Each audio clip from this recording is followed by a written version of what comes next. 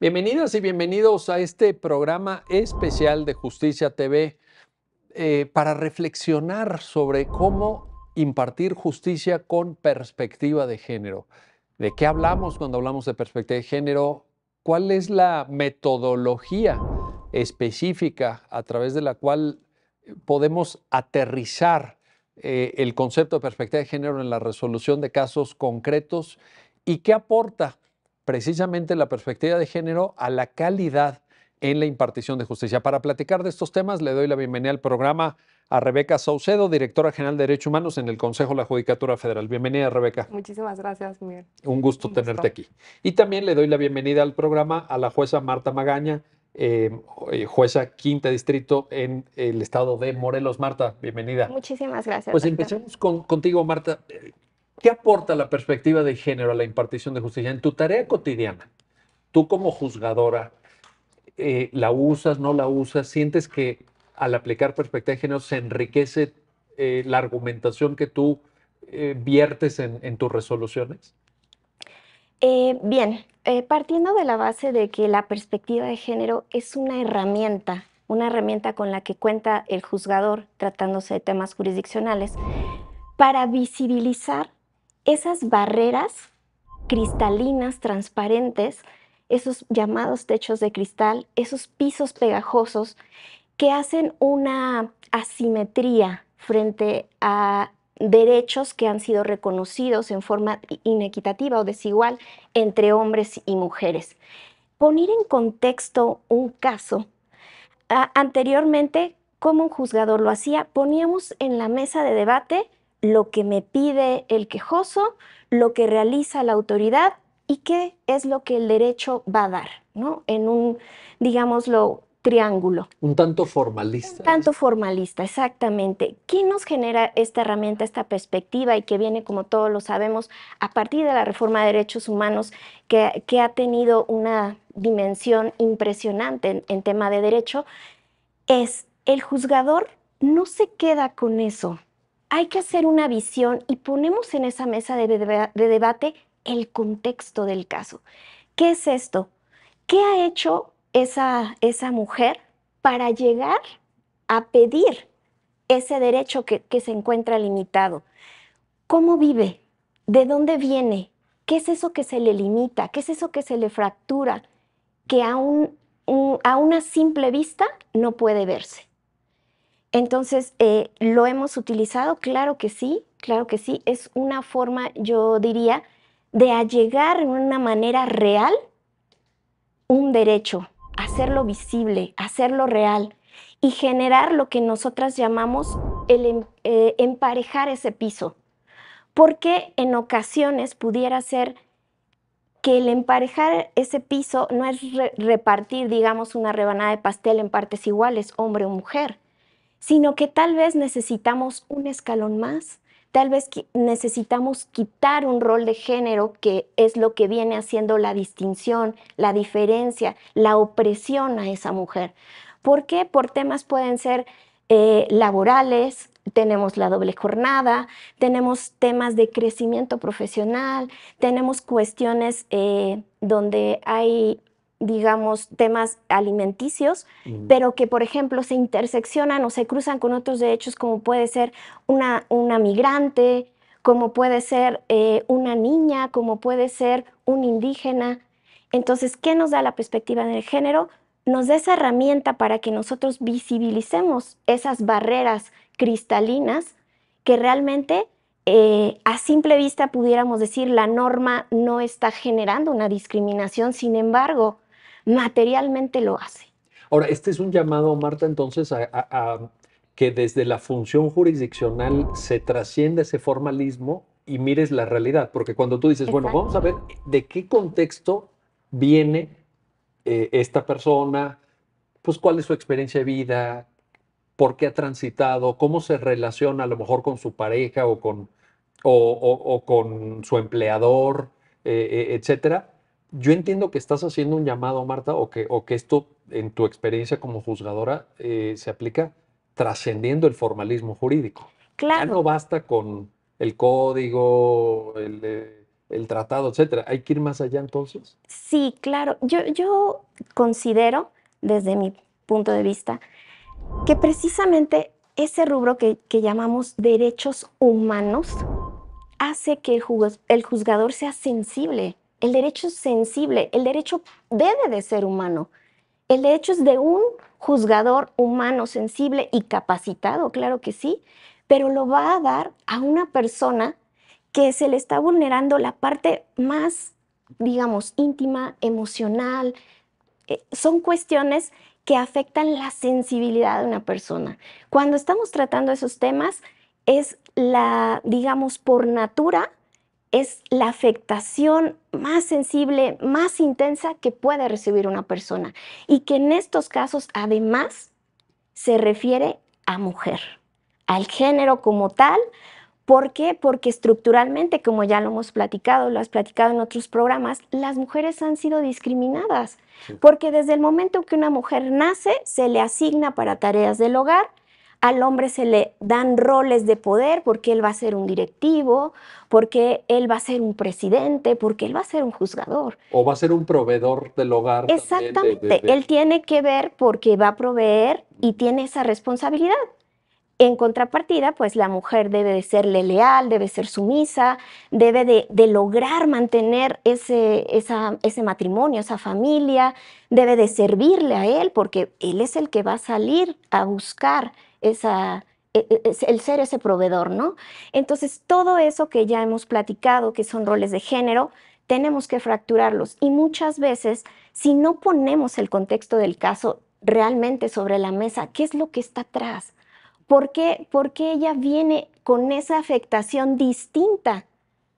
¿Qué es lo que nosotros tenemos que tratar de identificar para romper ese rol de género? Rebeca, el comentario de Marta en el sentido de que, así lo entendí, hay aquí un discurso también de derechos humanos. No podemos separar, ¿no?, los dos conceptos. No es que derechos humanos vaya por esta carretera, por este camino, y perspectiva de género por este otro. ¿Es un solo camino?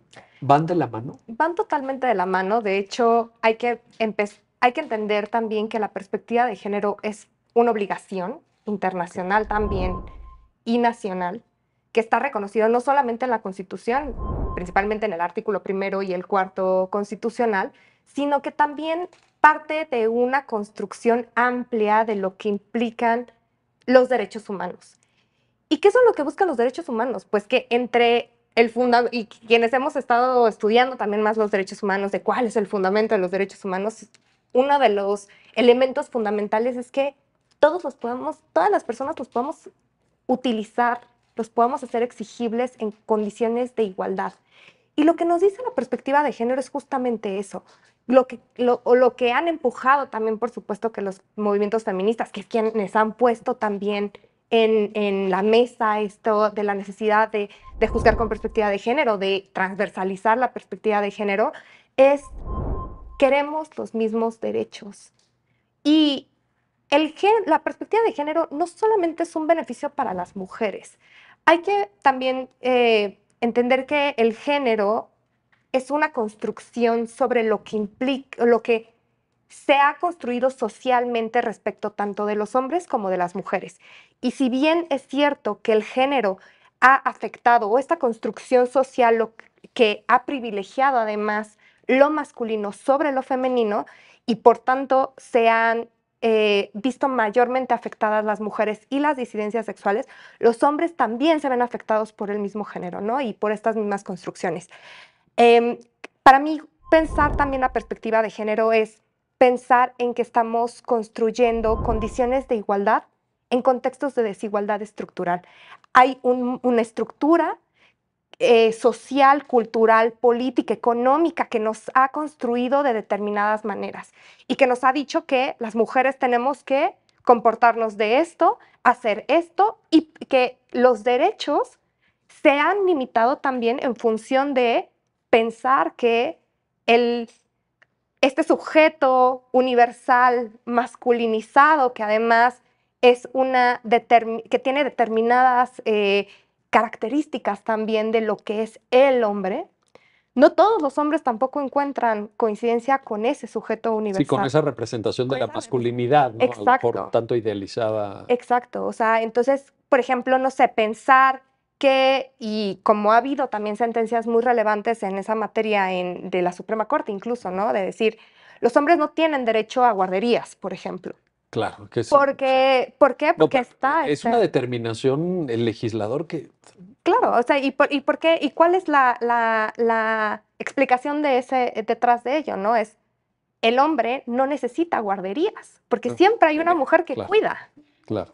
Sí, Y sí, si sí. no tiene pareja, o no hay esposa, o novia, o si no hay eso, hay alguien, la mamá, la tía, pero siempre alguna figura mujer, ¿no? Entonces, creo que entender también que esto es una cosa, es un fenómeno social, cultural, político, económico, nos implica también que la perspectiva de género nos diga, hay que, y eso es una cosa que no es algo que yo lo puse en palabras, sino que me parece que Leticia Lorenzo, que es una jurista penalista, también jueza penal de Argentina, y que lo pone en palabras muy simples, dice, hay que actuar contraintuitivamente.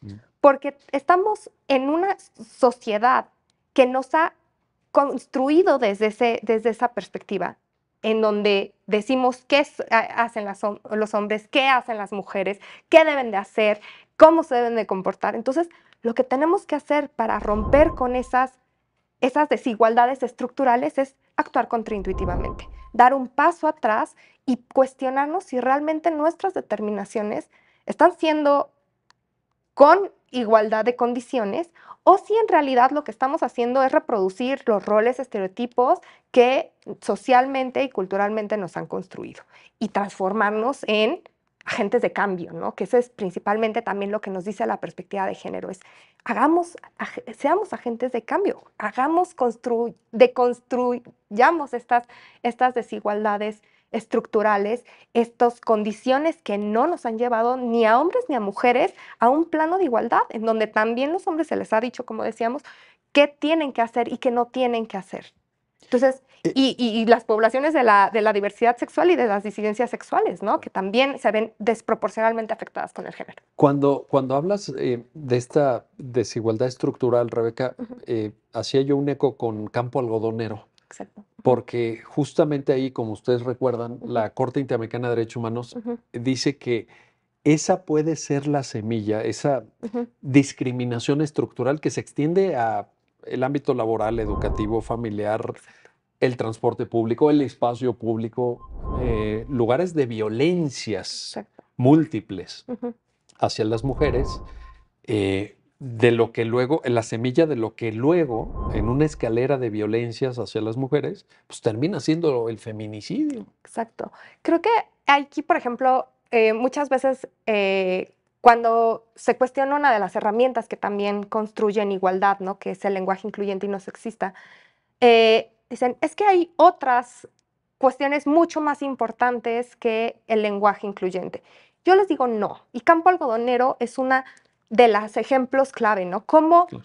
el lenguaje que en ese momento utilizaban y utilizan todavía las autoridades en muchos ámbitos para normalizar la violencia, decía en Campo Algodonero, esas palabras de seguramente anda con el novio, su Sí, niña, sí, sí. vaya, se anda de volada, bla, Sí, bla, sí. bla, que eran las Que cosas que decía, literalmente lo dice que Campo Algodonero, ¿no? Ahí literalmente está. lo Sí, sí. refleja Campo Algodonero, era la explicación que daba la sentencia y la Corte Interamericana para decir, esas palabras eran una reproducción de estas desigualdades estructurales, de estas violencias internalizadas que no solamente se veían, digamos, como reflejadas ya digamos, como en el acto final, que era ya la muerte violenta de estas mujeres, ¿no? Por motivos de género, sino también en toda esta estructura que permitía, que hacía que estos asesinatos fueran impunes, y que también reproducía la posibilidad de que siguieran asesinando No, mujeres, bueno, ¿no? claro. Pues Entonces, eso lo dijo Beccaria en, ujú, en ese ensayo de los delitos claro, y de las penas, ¿no? ujú. No hay mejor aliento para la delincuencia que el Que saberse impune. exacto. Y la impunidad muchas veces se construye también y se nutre y se reproduce precisamente con estos contextos de desigualdades estructurales. De Y decir, no estereotipos y importa. prejuicios también, ¿no? Claro, El ejemplo que tú ponías. Oiga, es que vengo a denunciar la desaparición de mi hija. No, su hija se fue con el novio, ya regresará, su hija seguramente anda volando. ¿O cuántos novios tiene su hija? ¿O qué? Oye, ¿cómo iba vestida? ¿O había para qué la deja salir, señora? exacto, había también, por ejemplo, cómo es a veces tan frecuente esta utilización de las justificaciones de las violencias en contra de las mujeres, de decir, bueno, es que fue un crimen pasional, ¿no? No es un crimen pasional, es un feminicidio, ¿no? Entonces, creo que nuestras palabras, toda esta estructura, cómo se va nutriendo, creo que es súper importante cuestionarla, pero actuar también, por supuesto, ¿no? Y creo que lo que implica juzgar con perspectiva de género es realmente esto, es una posición también política de ser manifiestamente reaccionarias a las desigualdades estructurales por motivos de género.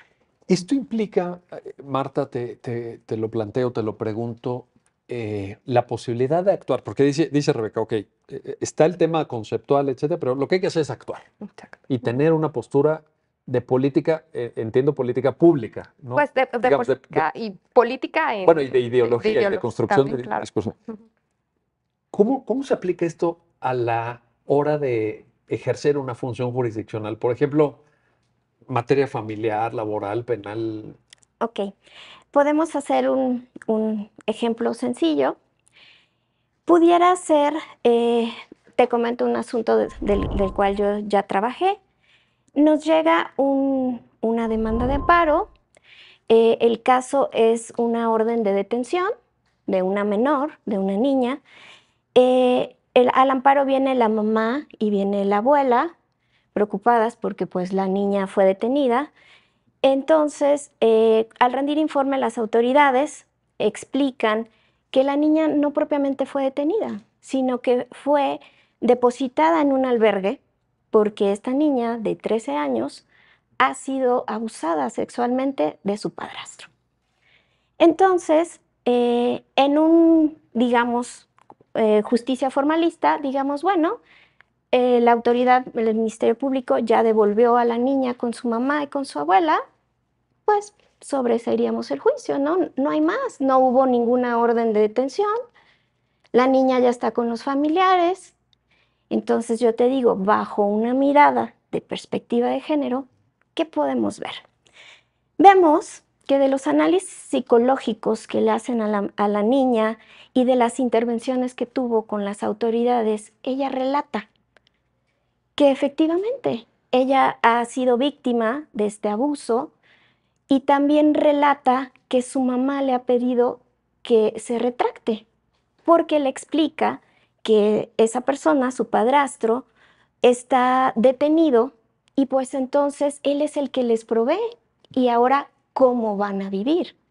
Y además le explica que pues ella es una mujer y que las mujeres están para eso, ¿sí? Tal vez en ese punto tú pudieras decir, ay, qué terrible que la madre lo haga, pero también tenemos declaraciones de la mamá y de la abuela, donde te das cuenta que ellas vivieron lo mismo y que para ellas es algo normal, porque no tuvieron ese acceso a la educación que tal vez otras personas sí pudieron tener y pueden diferenciar y decir, claro que esto no es normal. Sin embargo, es algo que se vive y que lo tenemos. Entonces, bajo una mirada distinta, donde pones en contexto el caso, ¿qué tenemos? Tenemos una sentencia que analiza esa perspectiva y que en búsqueda de fracturar este patrón, porque ya es un patrón, porque lo vivió la abuela, porque lo vivió la madre y porque lo está viviendo la niña, y la niña relata que ese derecho, ese miedo que le generó y por el cual habló es porque ella tiene una hermanita más chiquita y no quiere que le suceda lo mismo. Entonces, en esa mirada, juzgando con perspectiva, llegamos a amparar a la niña para el efecto de que le den terapias psicológicas y le expliquen que esa forma de vida no es normal, y que ella está en lo cierto de defender su cuerpo, de defender sus ideas y que ella tiene otro mundo allá afuera, que ella puede estudiar y que puede ser doctora, que ella puede ser directiva, que ella se le dé un panorama distinto a lo que ha ido viviendo. Y con base también en Todo eso en un amparo. todo eso en un amparo, Pues eso sí es además, aplicar perspectiva de género, ciertamente. además en ese tema, pues viendo un poquito el impulso de la mamá, el que la niña, porque la niña vivía precisamente con su mamá en la casa donde convivían con su padrastro. Entonces ahí también le pedimos intervención al DIF para que analizara dónde quería vivir la niña, porque la niña decía que no quería vivir ahí. Entonces, para que se viera ese tema de la guarda y custodia, para que también a la mamá y a la abuela, como venían al amparo, tuvimos la posibilidad de darles la opción, porque ya son personas adultas, de asistir a ese tipo de terapias para que pudiera lograrse la fractura de ese estereotipo y de esa sumisión, ¿no? De aceptar esa sumisión porque yo soy mujer y tengo que aceptarlo. Entonces, eso sumado a cómo se lo explicas tú a una niña de 13 años, pues a través de una lectura sencilla, porque si no, nunca va a llegar, nunca va a llegar Si a le tener avientas esa... las 60 páginas de la sentencia con todos los Exactamente, ¿no? tecnicismos y todo. Exactamente, va a pasar exactamente lo mismo, ¿no? Entonces es eso, visibilizar que sí existía ahí un tema de género, que efectivamente podías tocar ciertos aspectos que a lo mejor antes decía, bueno, ¿y de qué le sirve un amparo, unas terapias psicológicas, ¿no? Claro que le sirve, claro que sirve porque es ayudar a que una niña salga y vea de ese mundo en el que para ella es normal, en el que ella está educada a ser servidora, a ser sumisa, a aceptar ser el objeto de una persona y decir, tu voz se escucha. Tu voz la escucha una juzgadora y esa juzgadora te responde de esta manera. Y tú como mujer tienes un mundo allá afuera, tienes opciones y muchas. Hay que reproducir esa sentencia en muchos lados, ¿no? Hay muchos lados y también para nuestros colegas abogados y abogadas que a veces les cuesta todavía entender estos temas. Bueno, déjenme hacer una pausa, no se vayan, regresamos enseguida para continuar en esta conversación con nuestras invitadas sobre la perspectiva de género en la impartición de justicia, un programa especial para usted de Justicia TV. Regresamos.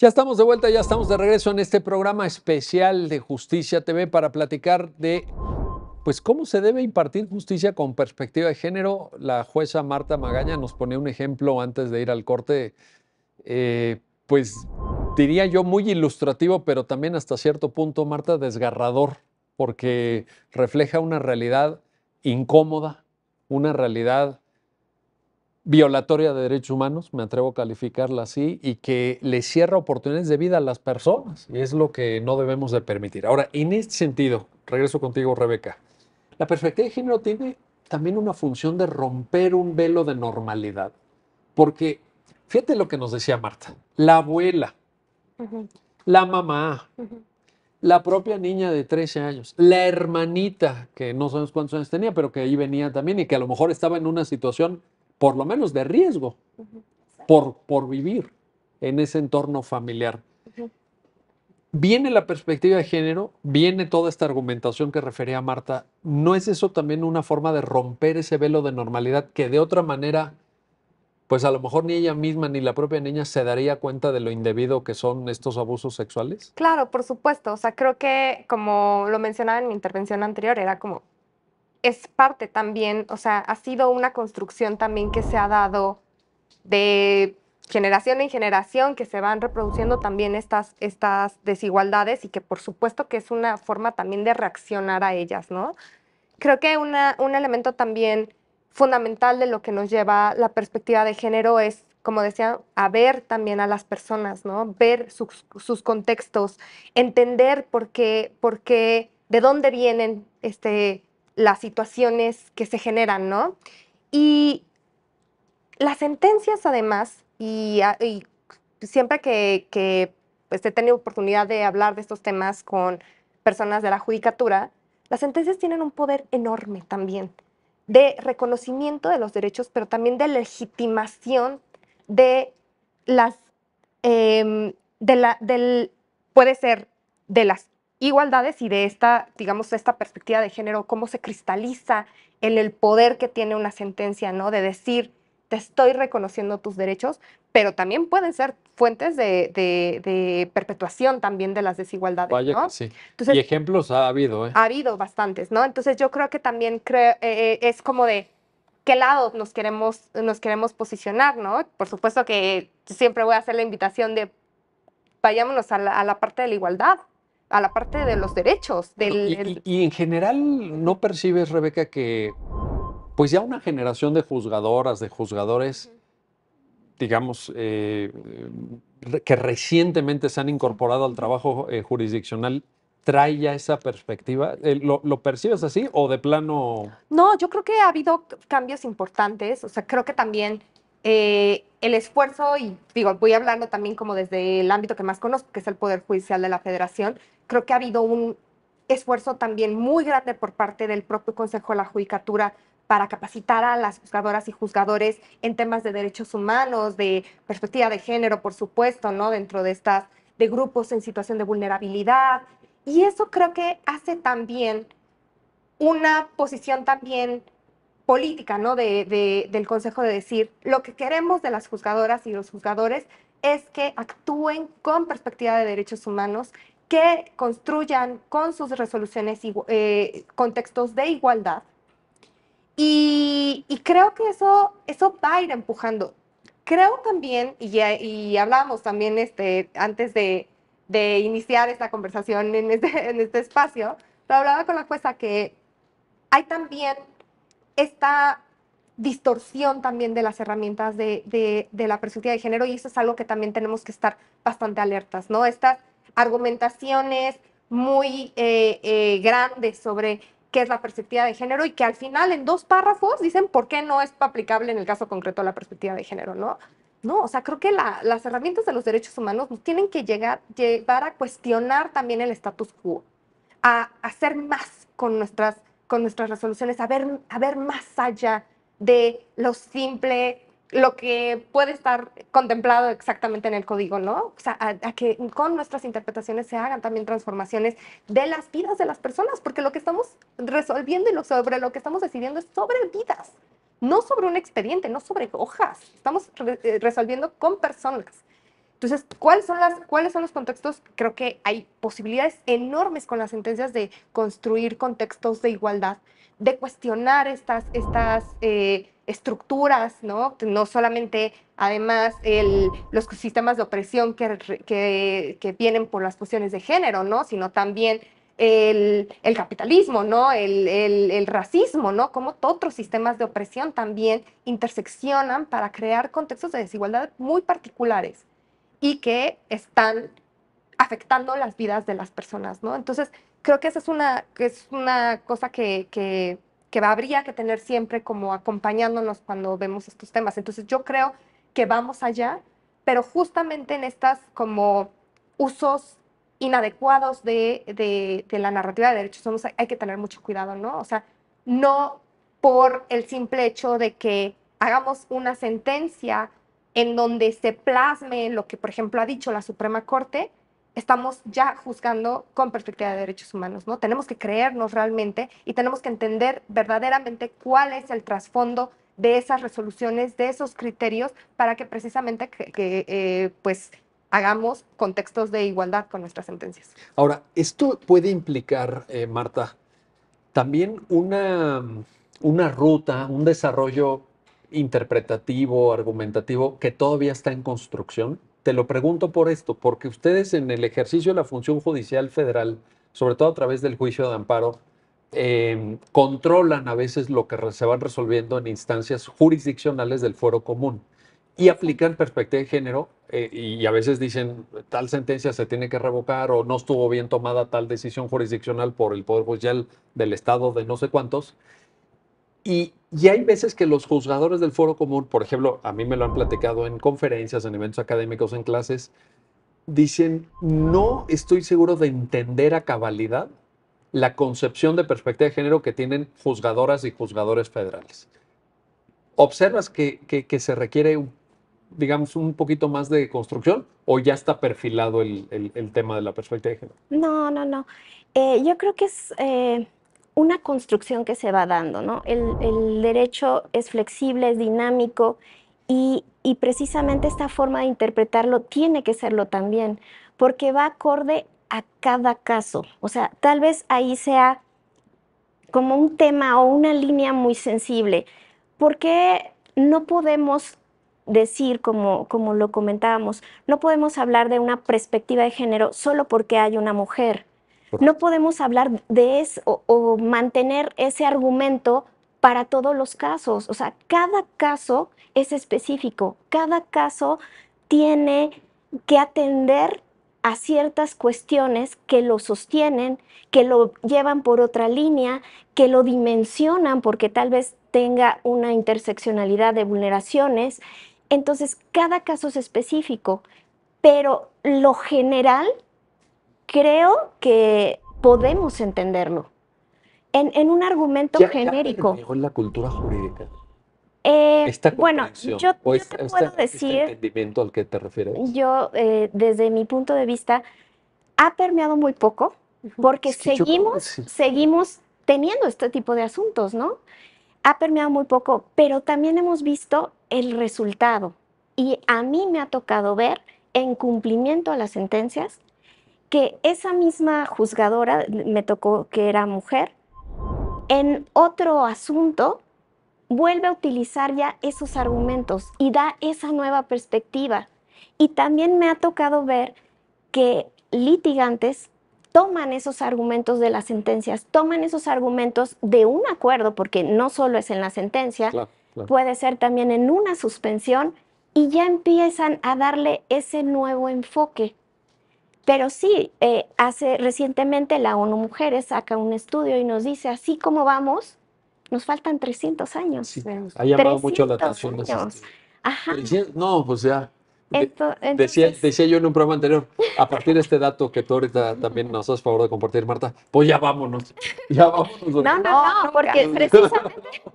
precisamente, bueno, Es que 300 años contando en lo que estamos haciendo. Ya, O sea, ya porque ahorita ya estamos claro. empezando a... Y tenemos como que quitarnos ese chip. A mí me ha tocado muchas veces escucharlo. Yo he escuchado, es que es una moda, ¿no? Ay, la juez, es una moda lo de la... No, es una obligación constitucional. Pero esa crítica de que es una moda se ha aplicado a tantos otros temas. También de derechos humanos dijeron que era una moda, el garantismo en los años 90. La convencionalidad, ¿no?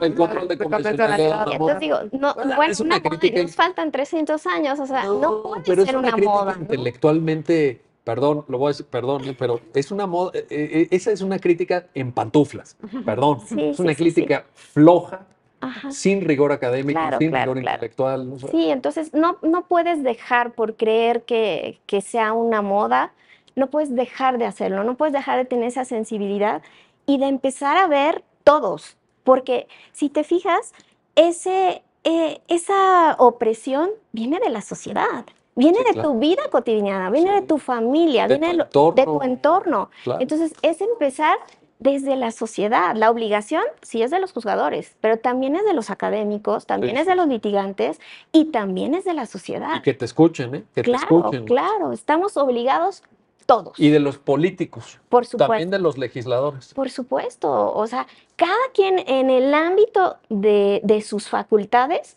tiene la obligación de hacerlo, porque si no, esos 300 años se nos van a ir a 600. No. Oye, no aceptan un descuento. No, No hay descuento. no hay descuento. Es que si no, 300 años, pues ni nuestros bisnietos, no, olvídate, no, falta mucho para eso. Pero hay que caminar en esa dirección. Claro, Lo por importante, supuesto. falte lo que falte, lo importante es que ya Es no soltar. se empiece a andar ese camino. es Porque no soltar. efectivamente, a lo mejor no 600, pero con que se retrase 50 años ya es una o dos generaciones más, Claro. perpetuando esa opresión. Ahora, Rebeca, ustedes participaron en la elaboración de un conjunto de documentos, de guías para la investigación y adecuada por resolución de temas de una cuestión que ha sido muy dolorosa en México. No hemos podido con ella, creo. Ha sido un fracaso, me atrevo a definirlo así, del Estado mexicano, que es el feminicidio. Porque uno, citábamos, ¿no? Dice, campo algodonero. Oye, pero campo algodonero, ¿de cuándo es? Sí, No es de antier, no es del año pasado. Es, 2010. imagínate, tenemos ya más de una década con esto. Escuchábamos al ministro presidente Arturo Saldívar referir la necesidad de discutir incluso desde la tipificación, la comprensión de lo que puede suponer el tipo penal de feminicidio, que ni siquiera en eso nos hemos puesto de acuerdo, Claro. ¿no? Sí, porque ya te digo, profesionalizar la investigación, aplicar, pues, no, a ver, espérame. ¿Qué es normativamente hablando el feminicidio? Cuéntanos de este esfuerzo. Bueno, pues esta guía también viene de un esfuerzo de la Suprema Corte y que complementa también otros esfuerzos que se han hecho por parte del máximo tribunal para ofrecer herramientas que sean de fácil uso también para las personas juzgadoras principalmente. Este caso, además, esta guía tiene también este enfoque de facilitar los criterios para las personas que están encargadas de las investigaciones, principalmente fiscalías, pero también ofrece una pauta muy importante para las familiares de víctimas de muertes, de mujeres que son asesinadas por razones de género. Y creo que este elemento también es muy importante porque tanto creo que los protocolos, por ejemplo, para juzgar con perspectiva de género, que es un esfuerzo que viene de la Dirección de Derechos Humanos de la Suprema Corte a cargo de Regina Castro, que ha sido también un esfuerzo muy importante en la materia de dar herramientas para las personas juzgadoras, se pueden también leer desde la visión de las personas que hacen defensa de derechos humanos, de la academia también, de la sociedad civil, que está también, que permite como visualizar cuáles son los elementos que necesitamos, o sea, que las personas juzgadoras tienen que hacer. Y por tanto, si lo leemos, digamos, como en espejo, es, bueno, entonces, ¿qué tienen que hacer fiscalías? ¿Y qué tienen que hacer también, o cómo pueden facilitar las personas que defienden derechos humanos para llevar esos argumentos a las personas juzgadoras? Oye, déjame agregar un Y elemento exigir. y plantearte esto. ¿Y agregarías ahí también como un destinatario, un partícipe de este análisis, de esta discusión, a los profesionales de la comunicación, a los periodistas? Claro. Porque también me parece que hay una construcción de imaginarios sociales, de discursos mediáticos que perpetúan la discriminación, los estereotipos. Vaya, Sí. espacios de redes sociales salvajemente. Violatorios de derechos. ¿Estás de acuerdo? Sí, totalmente. ¿No incorporarías también, Raquel, este llamado? Me gustaría, por ejemplo, como recordemos este caso muy famoso de Lesbi, ¿no? Que era una mujer que fue asesinada en las instalaciones de CEU, además, Aquí en la Ciudad de México. México, ¿verdad? Sí, cierto. Y cómo la mostraron las autoridades en ese momento fue como si ponían así como, no, es que no estudiaba y que además había ingerido alcohol y drogas. Y dices, es que da igual, o sea, eso no es lo relevante es que asesinaron a una mujer que no tenía por qué haber sido asesinada de ninguna manera. Pero a veces Y que las mujeres tenemos la libertad de hacer lo que queramos. Bueno, obvio. Sí. O sea, Total. no tiene que ser un riesgo salir de nuestras casas. No tiene que ser un riesgo tener una pareja. No tiene que ser un riesgo estar casadas, ¿no? Porque muchas veces incluso esas violencias vienen de las personas que más confiamos. Es correcto. Por esta cultura que permite, que hace estos mensajes también de que la violencia en contra de las mujeres está permitida, ¿no? O sea, hay un espacio, te lo planteo por esto, porque a mí me da la impresión que hay un espacio mediático todavía hoy Todavía. en México que reproduce estereotipos, que reproduce prejuicios, que alienta ciertas conductas o que simplemente cuestiona la posibilidad del efectivo disfrute de derechos humanos por parte de las mujeres, porque lo que tú estabas diciendo, a ver, pues obviamente es autonomía, es libertad, es igualdad, es no discriminación, es proyecto de vida, es libre desarrollo de la personalidad. Estamos hablando de el ejercicio de derechos humanos.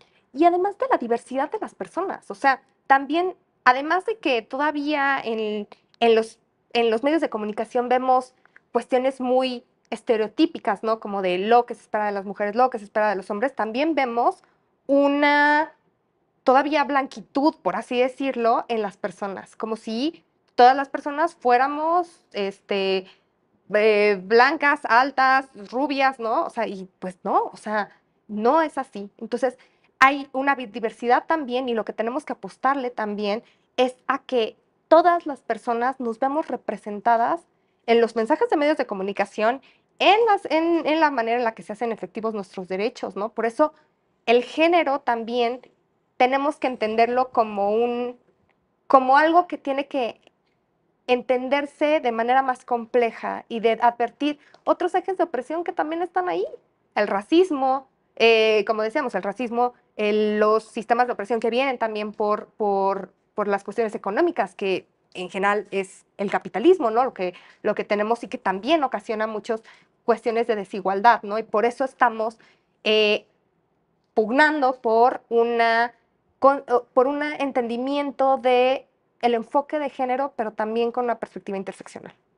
Que veamos más allá solamente de las diferencias entre hombres y mujeres, sino las diferencias entre hombres y mujeres en su diversidad completa. Oye, nada más para cerrar esta idea del documento que ustedes preparan, ¿dónde, si alguien que te estuviera ahora escuchando, viendo el programa, quisiera acceder a esta guía para la investigación y efectivamente la resolución de feminicidios, ¿dónde la podría encontrar? ¿Es un documento público? Es un documento público, está totalmente accesible a cualquier persona. Están en las páginas tanto de la Corte como del Consejo de la ¿Cómo se Judicatura. puede buscar? ¿Cuál es el título exacto? Está incluso ahorita en el carrusel principal de las páginas, entonces es la verdad muy fácil de acceder.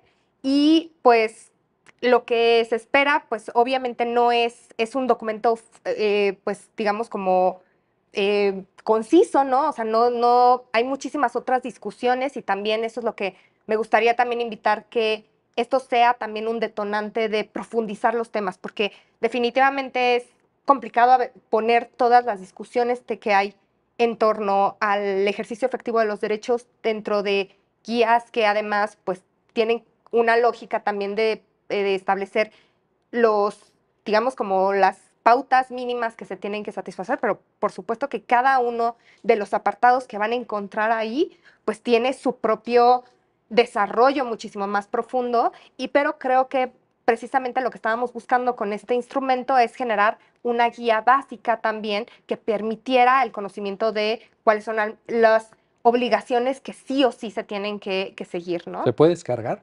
Claro, por supuesto, se puede descargar, se puede consultar directamente en la página, pero digamos que es un documento que está a disposición de todas las personas que lo quieran tener. Bueno, eso es maravilloso. Vamos a hacer una pausa, no se vayan. Estamos platicando con nuestras invitadas sobre la administración de justicia con perspectiva de género en este programa especial de Justicia TV, precisamente sobre el tema. Regresamos enseguida. Ya estamos de vuelta, ya estamos de regreso en este programa especial de Justicia TV para comprender qué significa administrar justicia con perspectiva de género. Regreso contigo, Marta Magaña, para plantearte esto. Sí, como decías, ya nos lo explicabas, el propio concepto de perspectiva de género es un concepto que tiene que ir transminando, que tiene que ir, pues, conformando también, creo yo, una cultura jurídica, y decía Rebeca, y lo suscribo, y política. ¿Cómo dirigirse desde tu experiencia en el Poder Judicial Federal a las nuevas generaciones? Yo estoy seguro que te estarán viendo, te estarán escuchando, Marta, y serás fuente de inspiración de jóvenes, estudiantes, hombres, mujeres de derecho. ¿Qué mensaje hay ahí desde tu óptica? Tú ya estás ocupando una postura, un cargo pues de la mayor relevancia. Tú eres una jueza de distrito, tramitas amparos todos los días en tu juzgado, ejerces un poder del Estado. ¿Qué decirle a estas nuevas generaciones? Bueno, pues podría decir que precisamente este tema de perspectiva de género, como lo dije al inicio, toca fibras muy sensibles y sería responsabilidad de todos entender que en nosotros está que no se genere esta vulneración y que personas como nosotras que estamos aquí hemos llegado a esos puestos directivos, a esos puestos de poder que anteriormente eran exclusivos para Eso hombres. es cierto. Y eso no nos hace menos femeninas, eso no nos hace masculinas, eso no nos hace más que ser las personas que somos. Fue lo que decidimos hacer. Entonces, ¿qué les digo a las nuevas generaciones? Que en sus manos está. En sus manos está romper con este estereotipo, romper con esta opresión y generar un cambio. Y como yo lo decía al inicio, no se trata de partir los puestos y decir 50% mujeres, 50%, no, se trata de generar una nueva cultura. Eso que no tuvimos en aquel momento con nuestros antepasados, porque ellos no tenían una educación, no tenían acceso a lo que nosotros ahora tenemos. Pero nosotros ya podemos darle un giro y entender que somos personas, como lo eres tú. Y el hecho de que yo tenga físicamente algunas cuestiones distintas a las tuyas no me hace menos, ni soy tu sombra, ni tampoco significa que tú seas menos que yo. Ese no es el tema de la perspectiva de género, es simplemente reconocer los mismos derechos como persona, como ser humano. Y pues dirigido principalmente, creo yo, a todas las mujeres, que podemos llegar al lugar donde queramos estar, con compromiso, con estudio, eh, pero no ponernos límites o considerar que las profesiones están dirigidas para hombres y a los hombres también que entiendan que no es una lucha de géneros, no es una lucha de géneros. ¿Por qué? Porque vamos a la par. Necesitamos también de apoyos, de redes de apoyo, necesitamos también del compromiso de ustedes para con nosotros, para poder llegar a lograr esa igualdad.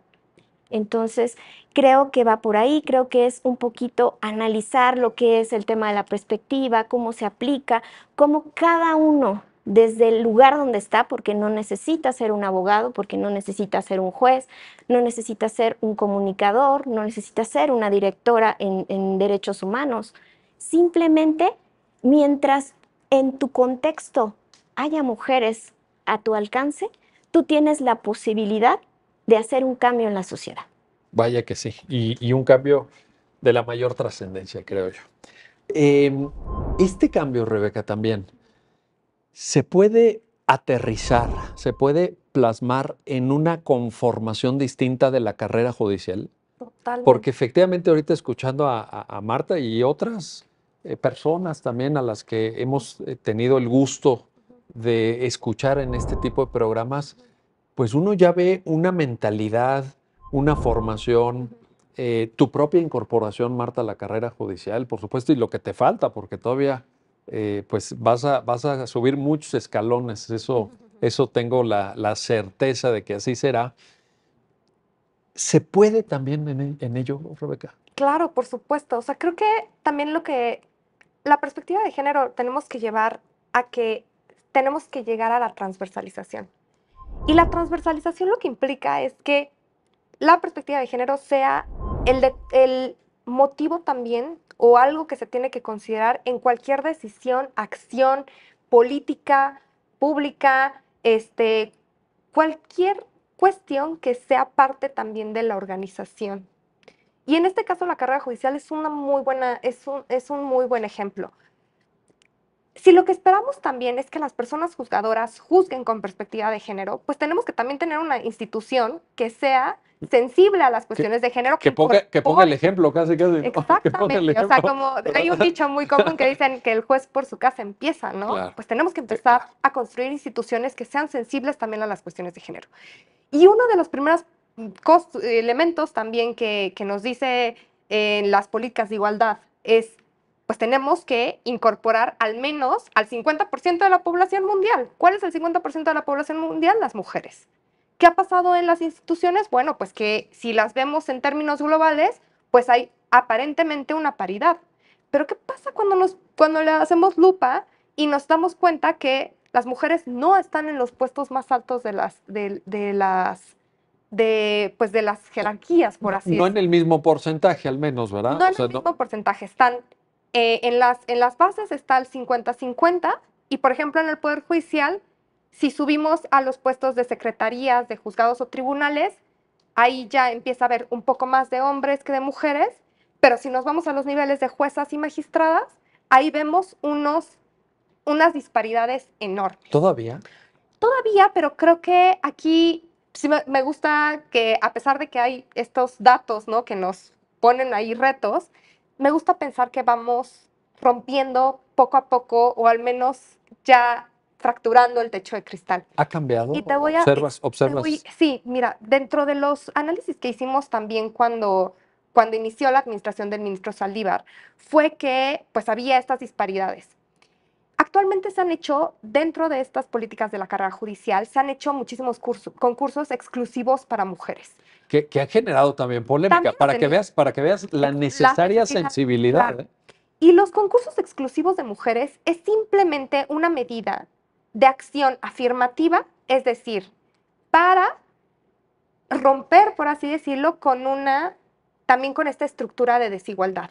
Necesitamos de estas acciones puntuales que no es que vayan a vivir para siempre. O sea, esto será hasta que en tanto podamos decir que estamos con la cancha igual. Entonces se han hecho estos concursos exclusivos, se han hecho todos los concursos paritarios, se han hecho con reglas de paridad, es decir, que al ingreso hay 50 y 50% de mujeres para que puedan competir. Incluso ahora se hizo desde la Escuela Judicial de Formación Federal de Formación Judicial un concurso para juezas y jueces del sistema penal acusatorio, en donde se dieron mayor número de mujeres porque había una desproporción abismal en una materia que además, pues, digamos que dentro de esta estructura también de desigualdad de género, pues el derecho penal ha visto siempre como es un derecho de una materia como para los hombres, porque es muy ruda, ¿no? Porque tiene, y no, y las mujeres somos perfectamente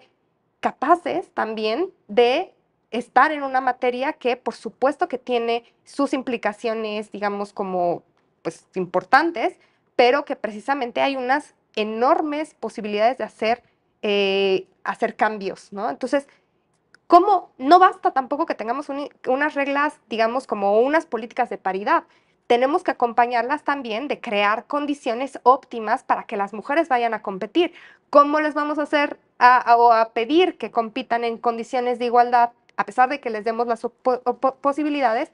Si, por ejemplo, los riesgos es que al momento de que te adscriban a un lugar, te separen de tu familia. Claro, no, bueno. No, Sí, sí. y se hizo también una política de adscripciones también sensible a las cuestiones de género, principalmente para personas que son cuidadoras primarias, hombres y mujeres que tengan responsabilidades primarias de cuidado.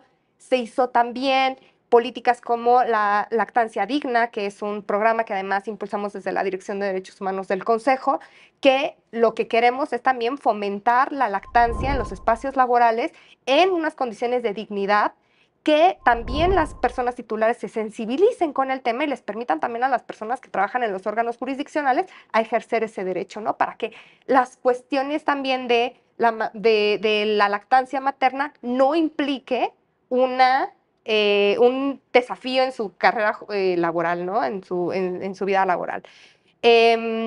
Licencias de paternidad, que ha sido una política además súper innovadora, ¿no? Un combate también, bueno, lo de licencias de paternidad además que se equipararon las de maternidad con la duración de las de maternidad con las de paternidad. Antes solamente los padres tenían 10 días y eso pues no contribuye nada ni a una igualdad de condiciones para el cuidado, pero también al momento de que alguien contrataba, pues veía como pues se me va a ir esta mujer 3 meses y un hombre solamente se me va a ir 10. Y ahora es lo mismo, porque tanto hombres como mujeres tienen posibilidades de irse 3 meses. el combate al acoso y al hostigamiento sexual, ¿no? Que también es una política muy importante que se ha dado en la administración del ministro Saldívar, con el reconocimiento de que había contextos de violencia en los espacios laborales del Poder Judicial, que tenemos que combatirlos, porque no podemos pedirles a las mujeres que compitan en igualdad de condiciones si tienen todas estas barreras también para incorporarse a la carrera judicial. Entonces, lo que tenemos que hacer, y es un poco conectado con la pregunta que le hacía a la jueza, creo que quienes estamos en los puestos de tomas de decisiones nos toca también trabajar constantemente para crear esas condiciones de igualdad y para que quienes tengan esos sueños, esos anhelos de incorporarse a la carrera judicial, de llegar a ser juezas y magistradas, puedan tener un camino muchísimo más fácil en igualdad de condiciones, y que eso también va a ser en beneficio de una mejor impartición de justicia, porque se va a estar reconociendo también ese otro 50% que está invisibilizado porque no hay mujeres en la judicatura. Pues el reto es grande. Es enorme. Rebeca Saucedo, Marta Magaña, gracias. Gracias a las dos por ayudarnos a Gracias. entender este tema, y gracias a usted que hace posible este programa especial de Justicia TV sobre juzgar con perspectiva de género. Hasta pronto.